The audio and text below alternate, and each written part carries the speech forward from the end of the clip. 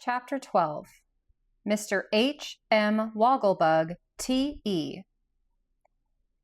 Now, General Ginger, who, you will remember, commanded the army of revolt, was rendered very uneasy by the escape of the Scarecrow from the Emerald City. She feared, and with good reason, that if His Majesty and the Tin Woodman joined forces, it would mean danger to her and her entire army, for the people of Oz had not yet forgotten the deeds of these famous heroes, who had passed successfully through so many startling adventures. So Ginger sent post-haste for old Mombi, the witch, and promised her large rewards if she would come to the assistance of the rebel army. Mombi was furious at the trick Tip had played upon her, as well as at his escape and the theft of the precious Powder of Life, so she needed no urging to induce her to travel to the Emerald City to assist Ginger in defeating the Scarecrow and the Tin Woodman, who had made Tip one of their friends. Mombi had no sooner arrived at the royal palace than she discovered, by means of her secret magic, that the adventurers were starting upon their journey to the Emerald City. So she retired to a small room high up in a tower and locked herself in while she practiced such arts as she could command to prevent the return of the Scarecrow and his companions. That was why the Tin Woodman presently stopped and said, "Something very curious has happened. I ought to know by heart and every step of this journey, yet I fear we have already lost our way." "That is quite impossible," protested the Scarecrow. "Why do you think, my dear friend, that we have gone astray?" "Why, here before us is a great field of sunflowers, and I never saw this field before in all my life." At these words, they all looked around, only to find that they were indeed surrounded by a field of tall stalks, every stalk bearing at its top a gigantic sunflower. And not only were these flowers almost blinding in their vivid hues of red and gold, but each one whirled around upon its stalk like a miniature windmill, completely dazzling the vision of the beholders, and so mystifying them that they knew not which way to turn. "It's witchcraft!" exclaimed Tip. While they paused, hesitating and wondering, the Tin Woodman uttered a cry of impatience and advanced with swinging axe to cut down the stalks before him. But now the sunflowers suddenly stopped their rapid whirling, and the travelers plainly saw a girl's face appear in the center of each flower. These lovely faces looked upon the astonished band with mocking smiles, and then burst into a chorus of merry laughter at the dismay their appearance caused. "Stop! Stop!" cried Tip, seizing the woodman's arm. "They're alive! They're girls!" At that moment, the flowers began whirling again, and the faces faded away and were lost in the rapid revolutions. The Tin Woodman dropped his axe and sat upon the ground. "It would be heartless to chop down these pretty creatures," said he despondently, "and yet I do not know how else we can proceed upon our way." "They look to me strangely like the faces of the army of revolt," mused the Scarecrow. "But I cannot conceive how the girls could have followed us here so quickly." "I believe it's magic," said Tip positively, "and that someone is playing a trick upon us. I've known old Mombi do things like that before. Probably it's nothing more than an illusion, and there are no sunflowers here at all." "Then let us shut our eyes and walk forward," suggested the woodman. "Excuse me," replied the Scarecrow. "My eyes are not painted to shut. Because you happen to have tin eyelids, you must not imagine we are all built in the same way." "And the eyes of the sawhorse are not eyes," said Jack, leaning forward to examine them. "Nevertheless, you must ride quickly forward," commanded Tip, "and we will follow after you and so try to escape. My eyes are already so dazzled that I can scarcely see." So the Pumpkinhead rode boldly forward, and Tip grasped the stub tail of the sawhorse and followed with closed eyes. The Scarecrow and the Tin Woodman brought up the rear, and before they had gone many yards, a joyful shout from Jack announced that the way was clear before them. Then all paused to look backward, but not a trace of the field of sunflowers remained. More cheerfully, now they proceeded upon their journey. But old Mombi had so changed the appearance of the landscape that they would surely have been lost had not the Scarecrow wisely concluded to take their direction from the sun, for no witchcraft could change the course of the sun, and it was therefore a safe guide. However, other difficulties lay before them. The Sawhorse stepped into a rabbit hole and fell to the ground. The Pumpkinhead was pitched high into the air, and his history would probably have ended at that exact moment had not the Tin Woodman skillfully caught the pumpkin as it descended and saved it from injury. Tip soon had it fitted to the neck again and replaced Jack upon his feet.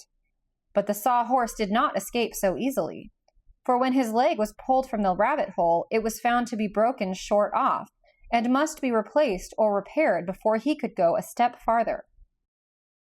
"This is quite serious," said the Tin Woodman. "If there were trees nearby, I might soon manufacture another leg for this animal, but I cannot see even a shrub for miles around." "And there are neither fences nor houses in this part of the Land of Oz," added the Scarecrow disconsolately. "Then what shall we do?" inquired the boy. "I suppose I must start my brains working," replied His Majesty the Scarecrow. "For experience has taught me that I can do anything if I but take time to think it out." "Let us all think," said Tip, "and perhaps we shall find a way to repair the Sawhorse." So they sat in a row upon the grass and began to think, while the Sawhorse occupied itself by gazing curiously upon its broken limb. "Does it hurt?" asked the Tin Woodman in a soft, sympathetic voice. "Not in the least," returned the Sawhorse. "But my pride is injured to find that my anatomy is so brittle." For a time, the little group remained in silent thought. Presently, the Tin Woodman raised his head and looked over the fields. "What sort of creature is that which approaches us?" he asked wonderingly. The others followed his gaze and discovered, coming toward them, the most extraordinary object they had ever beheld. It advanced quickly and noiselessly over the soft grass, and in a few minutes stood before the adventurers and regarded them with an astonishment equal to their own. The Scarecrow was calm under all circumstances. "Good morning," he said politely. The stranger removed his hat with a flourish, bowed very low, and then responded, "Good morning, one and all. I hope you are, as an aggregation, enjoying excellent health. Permit me to present my card." With this courteous speech, it extended a card toward the Scarecrow, who accepted it, turned it over and over, and handed it with a shake of his head to Tip. The boy read aloud, "Mr. H.M. Woggle-Bug T.E." "Dear me!" ejaculated the Pumpkinhead, staring somewhat intently. "How very peculiar!" said the Tin Woodman. Tip's eyes were round and wondering, and the Sawhorse uttered a sigh and turned away its head. "Are you really a Woggle-Bug?" inquired the Scarecrow. "Most certainly, my dear sir," answered the stranger briskly. "Is not my name upon the card?" "It is," said the Scarecrow. "But may I ask what H.M. stands for?" "H.M. means highly magnified," returned the Woggle-Bug proudly. "Oh, I see." The Scarecrow viewed the stranger critically. "And are you, in truth, highly magnified?" "Sir," said the Woggle-Bug, "I take you for a gentleman of judgment and discernment. Does it not occur to you that I am several thousand times greater than any Woggle-Bug you ever saw before? Therefore, it is plainly evident that I am highly magnified, and there is no good reason why you should doubt that fact." "Pardon me," returned the Scarecrow. "My brains are slightly mixed since I was last laundered. Would it be improper for me to ask also what the T.E. at the end of your name stands for?" Those letters express my degree, answered the Woggle-Bug with a condescending smile. To be more explicit, the initials mean that I am thoroughly educated. Oh, said the Scarecrow, much relieved. Tip had not yet taken his eyes off this wonderful personage. What he saw was a great, round, bug-like body supported upon two slender legs, which ended in delicate feet, the toes curling upward. The body of the Woggle-Bug was rather flat, and judging from what could be seen of it, was of a glistening dark brown color upon the back, while the front was striped with alternate bands of light brown and white, blending together at the edges. Its arms were fully as slender as its legs, and upon a rather long neck was perched its head, not unlike the head of a man, except that its nose ended in a curling antenna, or feelers, and its ears, from the upper points, bore antennae that decorated the sides of its head like two miniature curling pigtails. It must be admitted that the round black eyes were rather bulging in appearance, but the expression upon the Woggle-Bug's face was by no means unpleasant.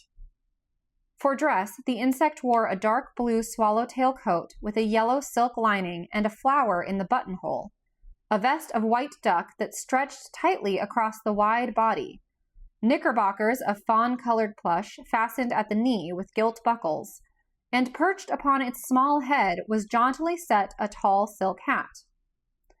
Standing upright before our amazed friends, the Woggle-Bug appeared to be fully as tall as the Tin Woodman, and surely no bug in all the land of Oz had ever before attained so enormous a size.